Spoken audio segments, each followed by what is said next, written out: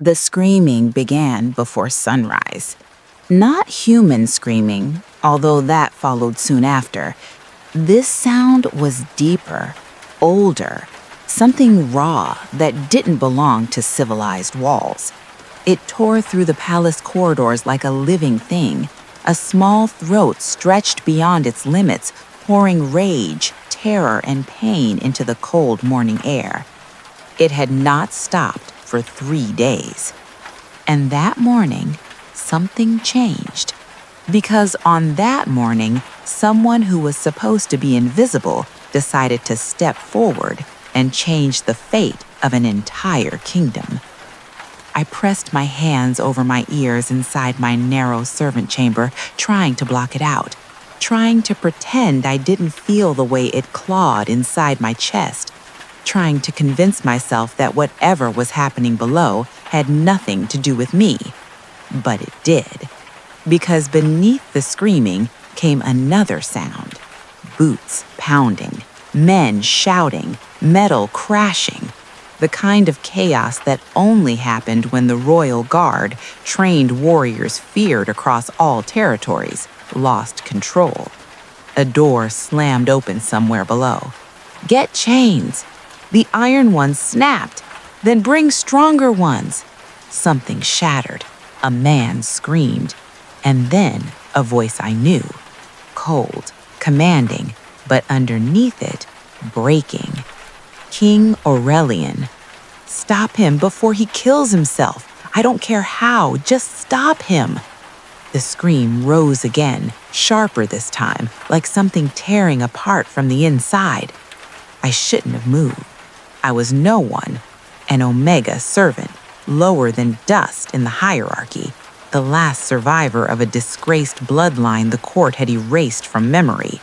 I cleaned floors. I stayed silent. I existed quietly. But that sound wasn't a monster. It was a child, and I had never been able to ignore a child in pain. I grabbed my worn shawl and ran. Chapter 1: The Broken Heir. The royal hall was devastation.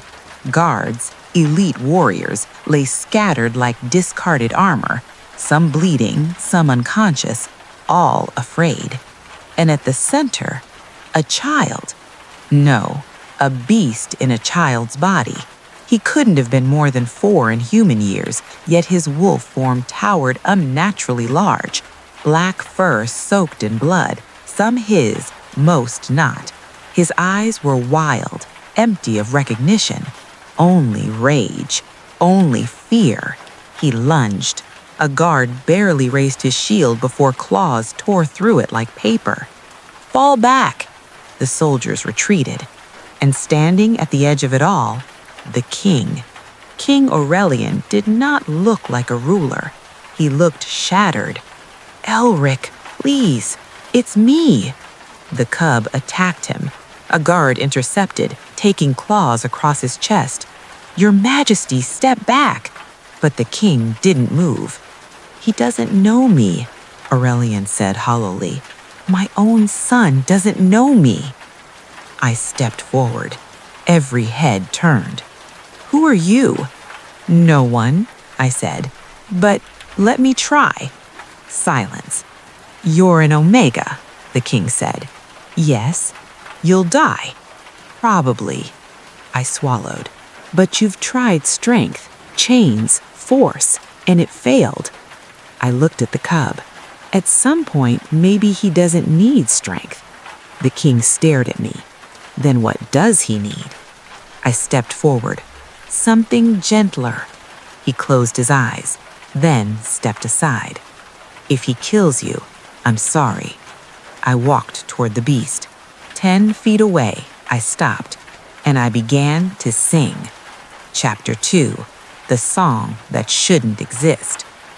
The melody came from memory older than fear, a lullaby buried with my family, a language forbidden, erased, hunted.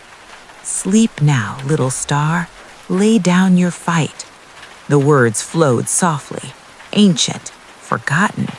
The cub froze. growling slowed. His head tilted. I kept singing. Night will guard you until morning light. Step by step, he moved closer. The guards tensed. Don't move, the king whispered. I knelt, made myself smaller, reached out. Come back, little one. The cub whimpered, not a growl, a whimper. And then he stepped into my hand, shifted, bones cracked back into place, fur disappeared, and a small boy collapsed into my arms. Mama! My heart broke. I'm not your mama, but you're safe. The king dropped to his knees beside us. Elric! Recognition returned to the boy's eyes. Papa? And the king broke. Chapter 3. The Truth They Buried. Later, I stood in a room I was never meant to enter. A real chamber, a bed, windows, and the king stood before me, not as ruler, but as a father. He asked for you, he said. I nodded. Then he said the words that changed everything. You're not just a servant. Silence. You're one of them. My blood froze. The Starborn. The ancient order erased from history. The ones who spoke the old language. The ones who were hunted. I thought your kind was extinct, he said. So did the court. And now they'll know you're not. Fear settled deep. They killed my queen, he continued quietly, because of what she was. I looked up, and now they'll come for you. His eyes met my own. And I need you to stay anyway. For your son? For the future. He stepped closer, because what you did wasn't just a lullaby. It was power. The bond snapped between us, instant, violent, unavoidable. We both froze. That's impossible, he whispered, but we both felt it. The connection, fate itself shifting. My queen, he said slowly, she knew. Epilogue, the new dawn. 6 months later, the palace stood under silver moonlight, and everything had changed. I stood beside him, not as a servant, not as invisible, but as Luna. The court whispered. They resisted, but they did not stop us, because beside us stood the future, a child who once screamed in darkness, now singing the forbidden language for all to hear. And the kingdom listened, because the old blood was not gone. It had only been waiting. And this time, it would never be silenced again. But the story did not end there. Because saving a prince was the easy part. Keeping him alive, that was war. Chapter 4. The Eyes in the Court. The palace changed after that day. Not loudly, not openly, but in the quiet spaces between words. Servants whispered more softly, guards watched more closely, and the nobles, they smiled too much. I felt it immediately, the shift, the weight of eyes that were not just curious, but calculating. They know, I said quietly one evening. King Aurelian stood beside the tall window, staring out at the moonlit gardens. They suspect, he corrected. That's worse. He didn't deny it. Elric is stable, for now. For now isn't enough. No, he agreed. Silence stretched between us. Then, they'll test you. I turned toward him. How? They'll push boundaries, provoke reactions, try to expose you. And if they do, his voice hardened, then I'll remind them what happens when someone threatens my family. But I saw it, the doubt, not in his strength, but in the system around him, because kings ruled, but courts controlled, and courts could kill quietly. Chapter 5. The First Attempt. It happened 3 nights later. Too soon, too precise. Elric woke screaming again. Not the same as before. This time, words, fragments, broken pieces of the old language. I rushed to his chamber. The guards were already there. Too many guards. That was the first sign. The second, the scent. Sweet, faint, wrong. Out, I said. No one moved. I said out. Aurelian's voice cut through the tension. Leave us. They obeyed, but slowly, watching, always watching. I knelt beside Elric. His body trembled, his eyes unfocused. Poison, I whispered. Aurelian froze. Are you sure? I didn't answer. I started singing, but this time it wasn't a lullaby. It was sharper, stronger. The language burned on my tongue. Elric gasped, coughed, then screamed, and something dark left his body like smoke pulled into the air. Aurelian stepped back. What was that? Proof. Of what? That your queen wasn't the first. Silence. Heavy. Deadly. They're still trying to erase us. Chapter 6. The Hidden Enemy. The investigation began quietly. Too quietly. Names surfaced, then disappeared. Evidence appeared, then burned. Every trail led somewhere and nowhere. They're inside the council, Aurelian said. Of course they are. High-ranking, they'd have to be. We stood in the war room, maps and documents spread across the table. This isn't just fear of power, I said. This is organized. Then who? I looked at him. You don't want that answer. His jaw tightened. Say it. The High Regent. Silence. Even the air seemed to freeze. That's treason. No, I said softly. That's survival. Chapter 7. The Child Who Remembered. Elric changed. Not slowly, not gently, but suddenly. He began remembering things he shouldn't. Dreams, voices, fragments of conversations. Someone was in Mama's room, he said one night. Aurelian froze. When? Before she got sick. What did they look like? He hesitated. Silver mask. My blood ran cold. The old order. The executioners of the Starborn. They never left, I whispered. Chapter 8. The Trap. We set it carefully, slowly. A false weakness, a staged ritual. Information leaked, just enough. They'll come, I said. They have to. And when they do, I met Aurelian's eyes. We end it. The night was silent, too silent. Then, movement. Shadows slipping through corridors. Silent, professional, killers. They reached the chamber, opened the door, and found us waiting. Now, Aurelian said. The room exploded into motion. Steel clashed, magic surged, and for the first time, I didn't hide what I was. I spoke the full language. Not soft, not gentle. Power answered. The air bent. The ground trembled. The attackers fell, one by one, until only one remained. The leader, Silver Mask, just like Elric said. He looked at me and laughed. You should have stayed hidden, and you should have finished the job, I replied. He lunged, too fast, too precise, but I was faster. The words left my mouth like fire, and he dropped, unmoving. Silence followed. Then, footsteps. The council arrived. Too late.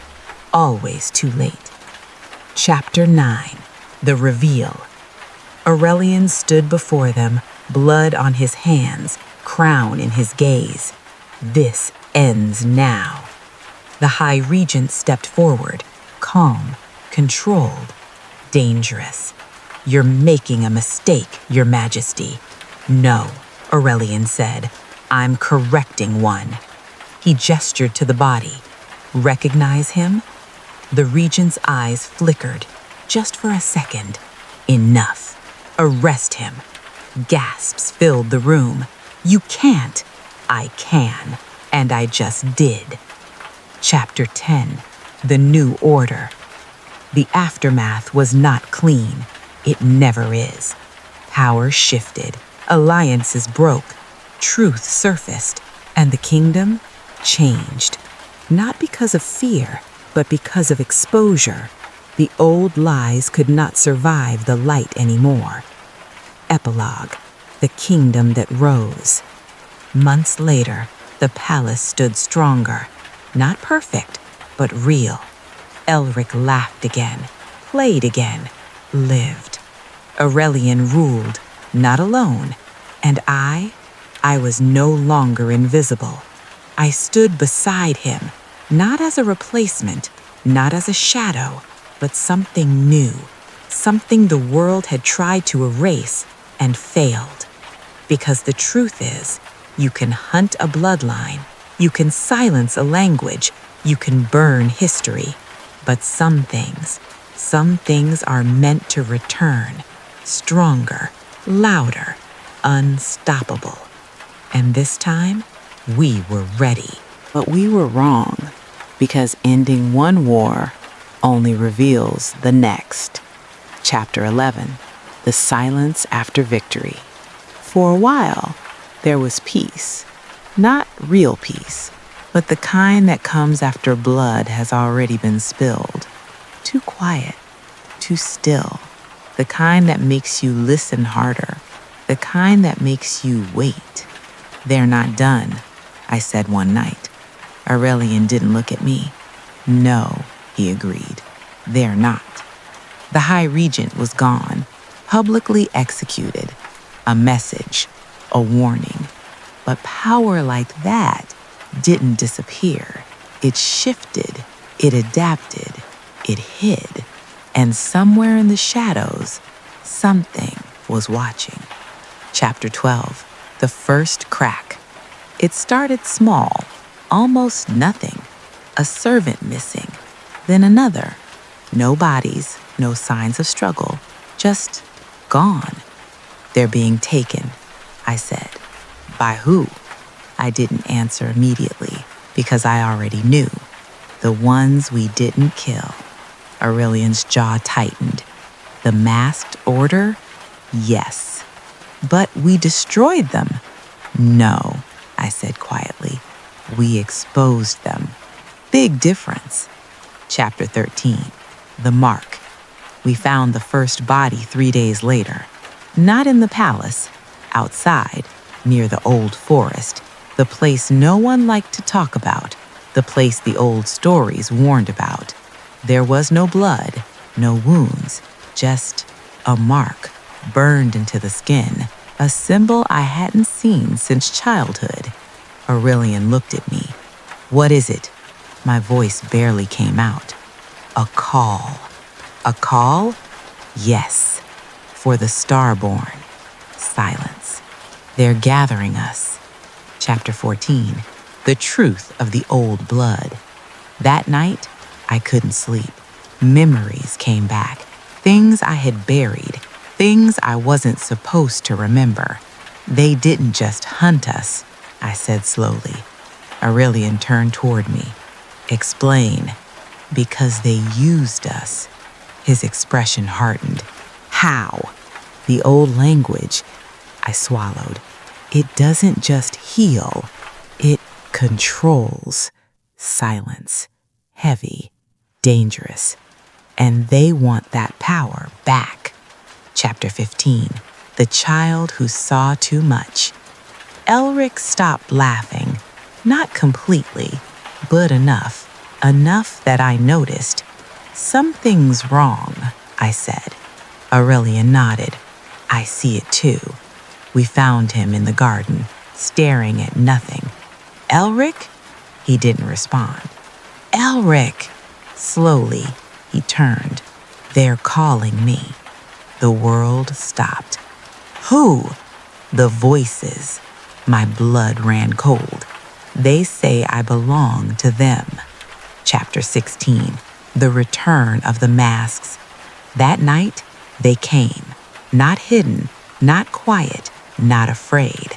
The palace gates burned. The sky turned red, and the masked order returned. Stronger, more organized, more dangerous. "This isn't an attack," Aurelian said. "It's a message." "No," I replied. "It's a retrieval." Chapter 17. War Inside the Walls. They didn't just attack from outside. They were already inside. Guards turned on guards. Doors opened from within. The palace became a battlefield, and in the middle of it, Elric. "They want him," I said. "No," Aurelian replied. "They'll have to go through me." "They will," I said, "and they won't stop." Chapter 18. The Choice. We had minutes, maybe less. "They're coming for his blood," I said. Aurelian's voice dropped. "Then we hide him." "That won't work." "Then what?" I looked at Elric, at the fear in his eyes, at the power inside him. "We stop running." Silence. "You want to fight them?" "No." I shook my head. "I want to finish this." Chapter 19. The Awakening.